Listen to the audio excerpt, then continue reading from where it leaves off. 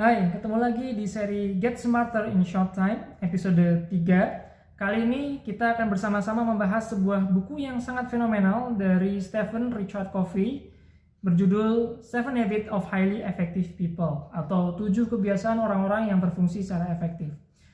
Stephen Covey merupakan seorang profesor dari Utah State University. Jadi dia merupakan seorang edukator atau pendidik dan concern terhadap perkembangan diri, ya.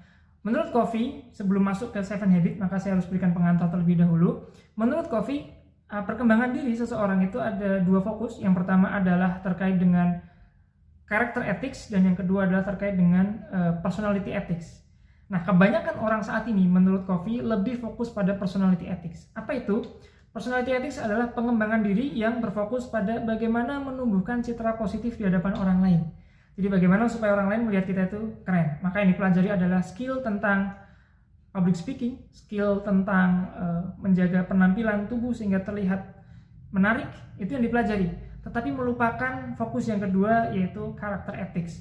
Character ethics berisi tentang nilai-nilai yang seharusnya kita tanamkan dalam diri kita, atau prinsip-prinsip kehidupan yang seharusnya kita pegang secara kuat, atau kebiasaan-kebiasaan yang harusnya kita tumbuhkan sejak dini. Sehingga orang-orang zaman sekarang menurut Covey, pengembangan dirinya sebagaimana membangun sebuah rumah dengan dinding yang bagus tetapi lupa akan pondasinya. Tampak kelihatan keren, tetapi dalam jangka waktu yang singkat rumah itu akan rubuh. Itulah orang yang fokus pada personality ethics tetapi melupakan karakter ethics. Nah, karakter ethics inilah yang coba Covey deskripsikan melalui 7 Habits of Highly Effective People. Jadi habit yang pertama menurut Covey itu adalah being proaktif atau menjadi proaktif. Ada dua tipe manusia menurut Covey. Yang pertama adalah proaktif, yang kedua adalah reaktif. Orang-orang reaktif adalah orang-orang yang fokus pada hal-hal di luar diri dia yang tidak bisa dia ubah.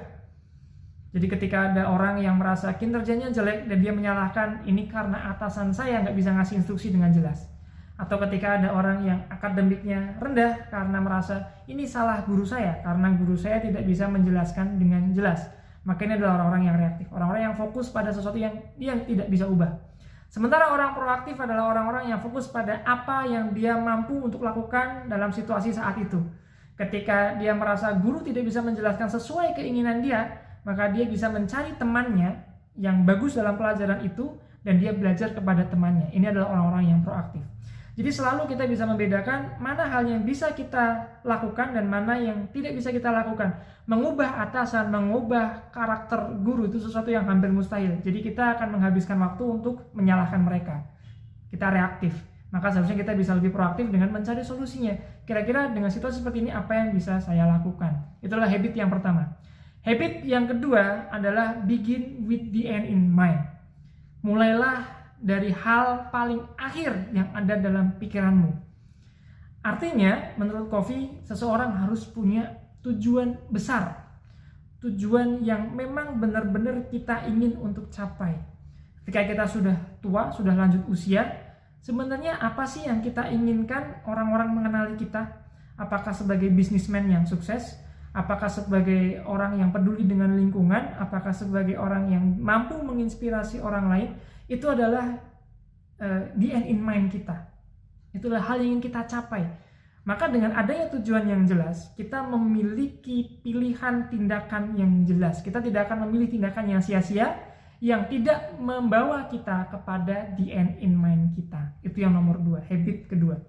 Dan habit ketiga adalah put first thing first. Put first thing first. Jadi letakkan hal yang penting pertama kali. Maksud Covey adalah buat skala prioritas. Kalau tadi di habit kedua kita sudah diminta untuk menentukan tujuan, maka di habit ketiga kita membuat step. Mana hal-hal penting yang harus kita lakukan untuk mencapai tujuan kita dan mana hal-hal yang tidak penting yang bisa kita singkirkan. Misalnya the end in mind kita adalah untuk menjadi seorang bisnismen yang handal, yang berhasil. Maka kita tidak akan membuang waktu untuk scrolling Instagram yang tidak membahas tentang bisnis. Kita tidak akan membuang-buang waktu untuk ikut dalam seminar-seminar yang bukan berkaitan dengan bisnis karena itu tidak sesuai dengan the end in mind kita dan itu bukan first thing kita. Nah, first thing first, kita mampu menentukan hal apa yang harus kita lakukan segera dan apa yang bisa kita abaikan atau kita tinggalkan. Mana yang urgent dan penting itu yang kita utamakan, yang tidak relate dengan the end in mind kita coba untuk singkirkan. Itulah 3 habit pertama. Nah, 3 habit pertama ini akan membawa kamu kepada state atau level yang disebut oleh Covey independent. Orang yang mempraktekkan 3 habit ini adalah orang-orang yang independen, orang-orang yang bisa mandiri, yang tidak tergantung dengan orang lain. Karena 3 habit ini akan membuat kamu menjadi pribadi yang mampu memenuhi segala kebutuhan kamu tanpa harus tergantung oleh orang lain. Tetapi menurut Covey, hal itu tidak cukup, karena manusia berkembang tidak hanya untuk independen, tetapi juga harus interdependent. Interdependent artinya kita bergaul dengan orang lain dan kita membawa pengaruh baik kepada orang lain dan kita mengajak mereka untuk berkontribusi bersama mencapai tujuan yang lebih besar lagi. Nah, ini adalah habit-habit selanjutnya yang dijelaskan oleh Covey, yaitu habit keempat terkait dengan think win-win. Think win-win, berpikir menang-menang. Jadi ketika kita punya konflik dengan orang lain, kita tidak memaksakan kehendak kita, membuat dia terpaksa ikut kepada kita, yang artinya kita win dia lose, atau kita mengalah begitu saja, tidak mempertahankan kepentingan kita sehingga dia win dan kita lose, tetapi adalah win-win. Contoh paling sederhana mungkin yang bisa saya berikan adalah ketika kamu dan temanmu sama-sama ingin makan, tetapi punya pilihan menu yang berbeda, dan kita bingung memilih warungnya mana. Apakah saya ikut kamu atau kamu ikut saya? Saya pingin mie ayam, teman saya pingin bakso. Maka kita akan mencari win-win solutionnya. Think win-winnya adalah, oke, kita sama-sama pergi ke warung mie ayam bakso. Semudah itu dalam praktek simpelnya. Tetapi dalam penerapannya tidaklah mudah, karena kita harus bisa menahan ego kita, dan kita harus mampu menempatkan orang lain sejajar dengan kita. Sekalipun mungkin dia bawaan kita, sekalipun mungkin dia di bawah status sosial kita, tetapi kita harus bisa memikirkan tentang bagaimana supaya tidak ada yang rugi di antara kita, saya untung dan kamu untung. Itu adalah habit yang keempat. Habit yang kelima adalah seek first to understand, then to be understood. Agak panjang ya. Seek first to understand, to be understood. Okay. Seek first to understand, to be understood. Jadi kita harus bisa memahami orang dulu daripada kita meminta orang lain untuk memahami diri kita. Untuk membuat orang lain memahami diri kita harus bisa memahami orang lain. Itu maksud Covey. Jadi kita tidak langsung menjudge orang lain salah, menjudge orang lain merugikan kita tanpa kita tahu alasan kondisi dia yang sebenarnya.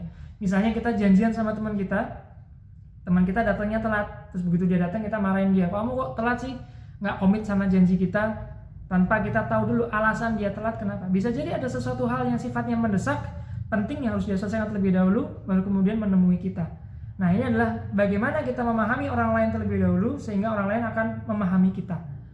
Intinya adalah membuat seseorang itu merasa dipahami sehingga orang lain itu bersedia untuk juga memahami kita. Ini adalah yang kelima. Kemudian yang keenam adalah synergize atau bersinergi. Bersinergi artinya apa? Artinya kita menggandeng orang lain untuk bisa mendapatkan hal yang lebih besar. Contohnya, misalnya saya mampu untuk memproduksi suatu makanan. Saya bisa memproduksi kuliner yang enak. Misalnya saya bikin roti. Saya bisa bikin roti yang enak, tapi saya nggak bisa memasarkan. Teman saya, dia nggak bisa bikin roti, dia nggak bisa bikin apa-apa bahkan. Tapi dia pintar ngomong untuk meyakinkan orang lain bahwa ide dia itu bagus. Kalau saya mengajak dia dan memposisikan dia sebagai orang marketing saya, maka ini disebut dengan sinergi. Saya punya produk roti yang bisa dijual dan teman saya tidak punya produk tapi dia bisa menjual. Akhirnya kami bersama-sama mendapatkan keuntungan dari produk saya dan kemampuan dia dalam menjual. Ini yang disebut dengan sinergi. Dan yang terakhir adalah sharpen the saw. Sharpen the saw. Ya, sharpen the saw artinya adalah meruncingkan gergaji kita. Covey memberikan ilustrasi, misalnya kita harus memotong sebuah pohon yang besar dengan sebuah gergaji yang tidak terlalu tajam. Kita butuh waktu 6 jam untuk bisa motong pohon itu. Nah, supaya mempercepat, lebih efektif lagi, seharusnya kita bisa mengasah gergaji itu. Mungkin ngasah butuh waktu 50 menit, 1 jam kita butuh waktu mengasah. Tetapi dengan mengasah gergaji, kita bisa memotong waktu penebangan pohon sampai separuhnya. Jadi dengan investasi lebih sedikit, kita mendapatkan hasil yang lebih banyak. Tetapi biasanya orang malas, karena saya potong dengan gergaji apa adanya saja. Daripada saya harus mengasah, butuh waktu lagi, kemudian kembali untuk memotong, mending ya udah nggak usah diasah, potong aja sampai selesai. Ini yang disebut dengan sharpen the saw. Oke? Yang dibutuhkan adalah bagaimana kita menginvestasikan waktu kita yang sedikit untuk mendapatkan hasil yang lebih banyak. Contoh, kita investasi menurut Covey ada dalam 4 hal. Yang pertama, investasi dalam kesehatan kita atau fisik. Makan yang baik, istirahat yang cukup, olahraga yang teratur, sehingga kita terhindar dari penyakit dan kita fit untuk bisa lebih produktif dalam keseharian kita. Yang kedua adalah terkait dengan kognitif atau pikiran kita, akal kita. Baca buku, ikut seminar, mempelajari hal-hal yang baru, sehingga kita lebih produktif dalam menghasilkan ide dan lebih cepat menemukan solusi ketika menghadapi permasalahan. Yang ketiga adalah terkait dengan sosial, di mana kita harus berkorelasi dengan orang lain, berhubungan dengan teman-teman kita, dengan keluarga kita, membangun hubungan dengan mereka, membangun jaringan, sehingga kita butuh sesuatu, kita tahu ada orang yang membantu dan sesuai dengan karakter yang kita butuhkan. Dan kita juga bisa memperluas bisnis kita dan sebagainya, adalah sosial. Dan yang terakhir adalah terkait dengan spiritual dan emosional.